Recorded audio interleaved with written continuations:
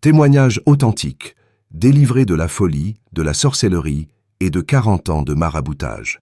Par le pasteur missionnaire Gaillet Patrick Stéphane, Centre missionnaire pour la révélation des fils de Dieu. Missionary Center of the Revealing of the Sons of God eut un choix déterminant de 185 marabouts à Jésus-Christ. Pendant 40 longues années, sa vie était enchaînée dans les ténèbres du maraboutage, de la sorcellerie et de la confusion spirituelle. Cet homme que nous appellerons Frère Daniel, nom modifié, était l'un des marabouts les plus consultés de sa région. Sa réputation dépassait les frontières. Des gens venaient de loin pour solliciter ses services occultes. Il ne consultait pas 1, ni 10, ni même 50 marabouts, mais 185 marabouts différents, chacun spécialisé dans un domaine occulte bien particulier: domination, envoûtement, prospérité, vengeance, guérison mystique et autres pratiques démoniaques. Mais malgré tout ce pouvoir apparent, sa vie était un gouffre de souffrance. La folie le guettait. La paix l'avait quitté depuis longtemps. Il faisait des cauchemars terrifiants, entendait des voix dans sa tête et voyait des ombres sombres marcher avec lui.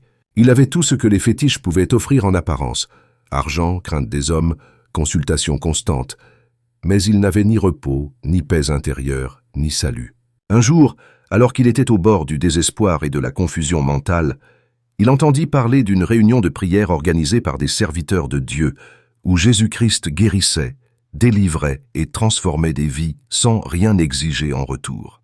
Curieux et surtout épuisé, il décida d'y assister, non pas pour chercher un miracle, mais comme un dernier recours, une dernière tentative, avant de sombrer totalement dans la folie.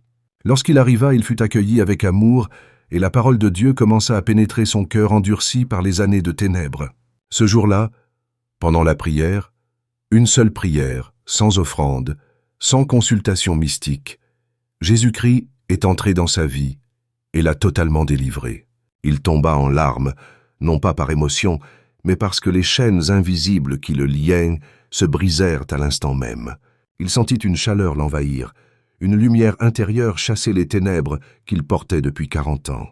Un acte prophétique radical, les fétiches brûlés. Convaincu que Jésus était désormais son unique Seigneur et Sauveur, Frère Daniel rentra chez lui avec un zèle brûlant.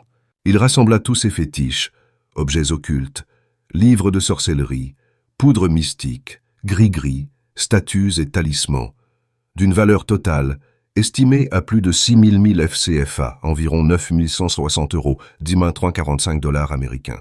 C'était tout ce qu'il possédait, son patrimoine spirituel selon les critères du monde occulte. Mais au lieu de les revendre ou de les cacher, il fit ce que l'Esprit de Dieu lui inspira. Il les rassembla tous et les envoya pour que nous les brûlons. Nous y avons mis le feu au nom puissant de Jésus-Christ. Ce fut un moment de gloire et de triomphe. Les flammes montèrent en l'air comme un parfum de victoire pour le ciel. Chaque craquement des fétiches qui brûlaient sonnait comme une défaite pour l'enfer. Il proclamait à haute voix: « J'avais 145 marabouts, maintenant j'ai Jésus. Jésus m'a délivré sans que je paye. Je lui donne toute ma vie. »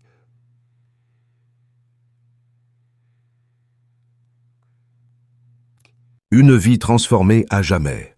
Aujourd'hui, Frère Daniel est méconnaissable. L'homme au regard troublé a maintenant les yeux remplis de lumière.